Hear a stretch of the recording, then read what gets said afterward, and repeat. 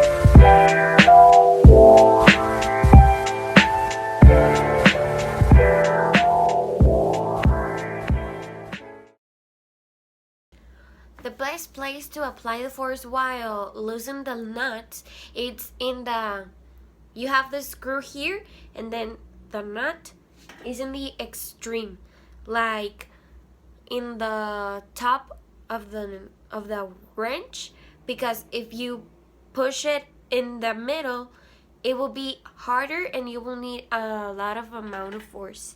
But if you push it in the extreme, it will be less hard to loosen the nut. You have to unscrew the nuts in the beginning. Like, the first thing you need to do is to loosen a little bit the nut. Then you put the gato, and then you apply more force, because this way the tire is not. You have to first lift the car with the jack and then loosen the screws, so that when you take the tire off, when you release it, it is better, and you don't have the friction of the pavement, of the floor. In my video, I used a hydraulic jack, and it works basically like the Pascal principle. When you make a force, and the water, the oil that has in it, it releases it and pushes the other thing that goes under the car, so that it can lift up. So basically, you have the handle, and like in my video is shown, you push it, and then the other thing, that flat thing inside your car, is going to lift the car. My axis of rotation, it will never change, and it is the center of the tire. We can see it like clearly and more understandable, like in the cars, the toy cars. They have a little metallic like bar, and it holds the two tires. So this allows the tire to run, to spin, and it won't change, because it has to be secured and in the same place, and so the car is not gonna work if it moves. It's not gonna move if the axis of rotation moves. But in the other hand, each nut has its own axis of rotation, and it changes when you release a nut. And for example, that's why you need to release nuts like in the star way, like first the top one, and then the two bottoms, and then the two upward, and then the downward, because it will change the axis of the tire. But yes, each one has its own axis of rotation. The forces used to produce torque are the hand force, and the body force, and the foot force. I used first the hand force when I wanted to loose the screw when it's already loosened, like not that hard. I used the body force when the screw was very, very hard, and you first put the wrench, and then you go on top of the wrench, but in the extreme, so it easily loosen the screw and produce torque. And also the foot torque, because then sometimes you need to like push it with your feet or with your foot. But yeah, I used all those three forces in my video.